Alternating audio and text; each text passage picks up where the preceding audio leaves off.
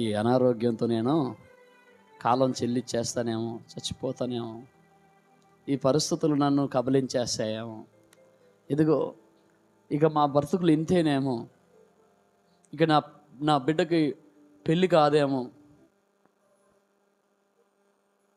మేము ఇక ఆ కోర్టు కేసు నుంచి ఇక బయటికి రావేమో, మాకు రావలసిన న్యాయపు పూర్తమైనటువంటి ఆ వాటా మాకిక రాదేమో, ఇక నాకు సంతానం కలగరేమో, ఇక నా పరిస్థితి ఇంతే అని చెప్పి ఏదో ఒక భయంతో నలిగిపోతాను.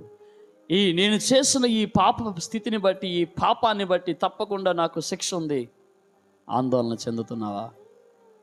ఇదిగో నీతిమంతుడైన యేసుక్రీస్తు నీ పక్షాన ఉన్నాడు, నీ పక్షాన కలగజేసుకుంటానికి, నీకు సహాయం చేయడం, నీ పాపాన్ని క్షమించడానికి, నిన్ను విడిపించడానికి, నీ స్థితిగతులు మార్చడానికి ఆయన ఉన్నాడు.